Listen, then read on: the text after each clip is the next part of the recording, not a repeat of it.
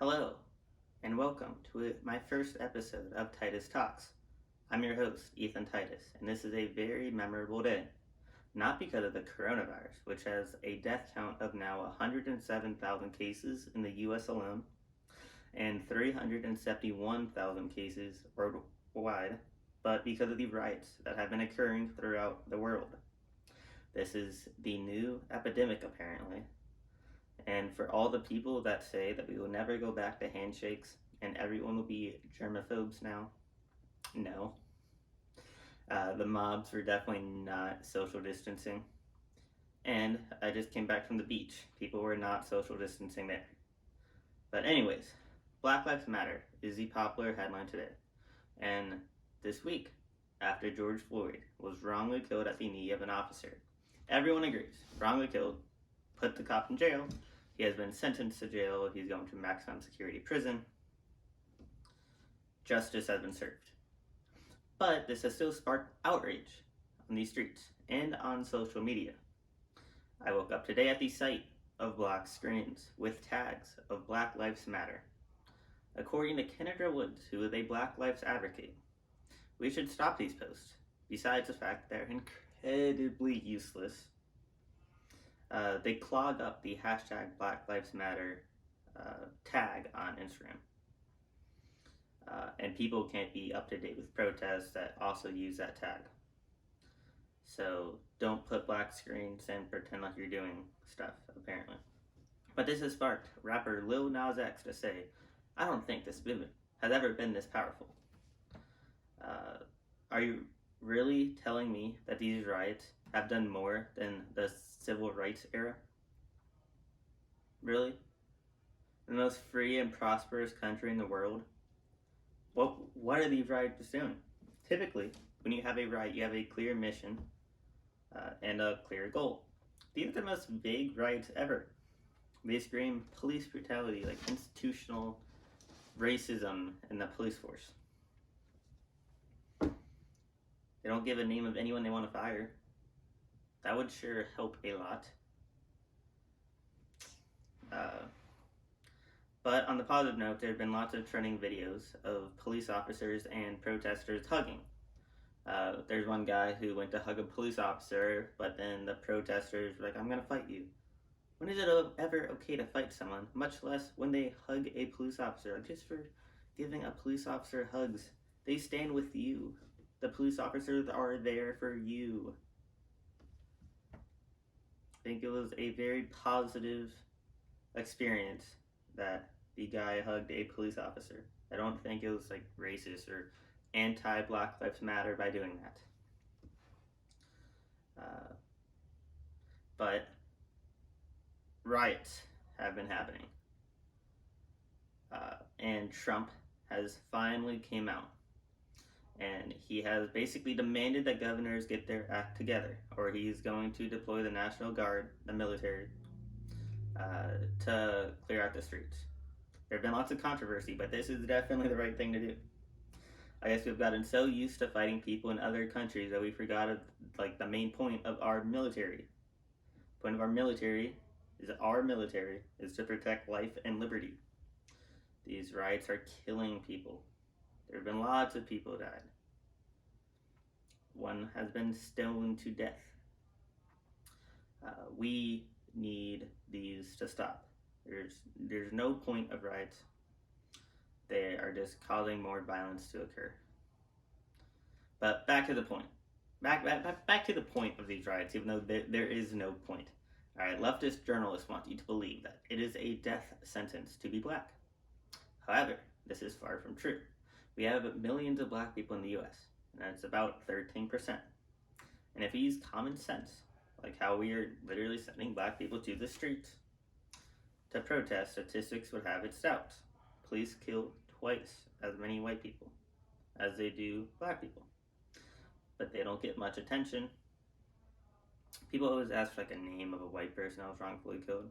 I can give you a name. How about Daniel Shaver? Daniel Shaver was unarmed and gunned down on his knees in the hallway of a hotel.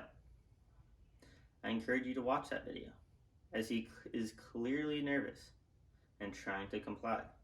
It's got no news coverage, and the officers did not face charges. The same thing basically happened to Michael Brown, the hands up, don't shoot. Although that was a complete lie made up by the media. What happened to Daniel Shaver was not a lie. You can see it. You can watch the body cam. Tony Tempa was also a white guy who was wrongfully killed by the police. You can watch that video too. When both of these cases happened, there were no riots. But this is not about racial scorekeeping, but it's to prove that white victims exist and outnumber the number of black victims. Based on the theory of police just hunting black people, you wouldn't expect more white people to be dead. You wouldn't expect it. You have a theory, and the theory does not explain that white people are being shot at in increased numbers of black people. But when you look at the stats, a majority of the cases where cops shoot the victim, the victim was first shooting at the cop. I mean, that's why they get shot. Can we agree that if you shoot at a cop, basically all bets are off, regardless of the race? No matter the race of the cop, no matter the race of the person, no matter any race. Just if you shoot at a cop, it's bad. He should get killed because the cops are in a very risky job, probably the most risky job out there.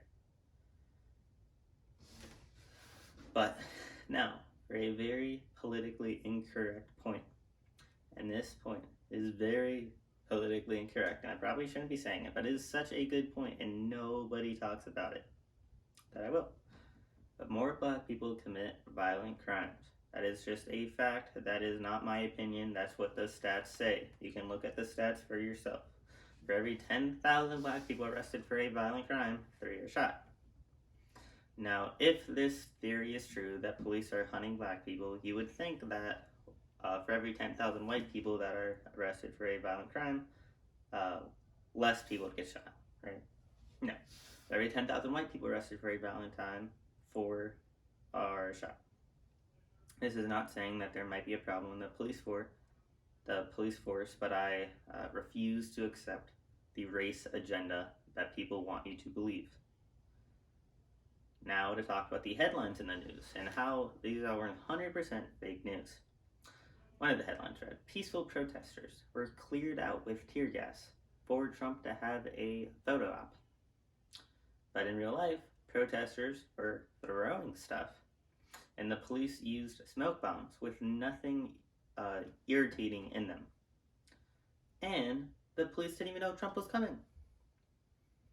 Everything in that sentence, everything in that original headline was wrong. Another headline, cops pulled a gun out on peaceful protesters to get them to leave. All right. The peaceful protesters threw bricks at the cops. Bricks can kill you. These headlines are very dangerous for police. 4 died last night in a riot. And by making the headlines this misleading, it is evil, and it gets more police killed. It has nothing to do for Floyd, and it is just to get a political advantage and cops killed. But for my last point, I want to talk about the looting that has been occurring in stores. I have a basic philosophy. Don't loot stores. It is theft. Looting is theft. That is my philosophy. The people who are stealing TVs and shoes are not mad about Floyd. Watch the videos. They're not in pain. Like smiling. Definitely not in pain. And quite frankly, if you are in pain, I don't care. It doesn't matter. Your pain is irrelevant. If you loot a store, it is stealing. In fact, I hope you are in pain. I hope you are in pain of the guilt of that you stole something that people have to earn their hard-earned money to buy legally. It is not a week where you can get free things. And for the reporters who are encouraging it, what do you think would happen if a CNN reporter's house got burned down? You know what they would do? They would call the cops, the racist cops. If they were a black reporter, they would call the racist cops. And they probably wouldn't get shot. Unless, of course, they shot at the cop. To conclude today's segment, the streets are being flooded with angry people looking to steal things or kill the cops. These are scumbags, these are thugs, and I hope they all get arrested. They're on video. We should get them all arrested. It's not justice, it is theft. If you like these podcasts, I hope to be making more for you guys to watch. You have been watching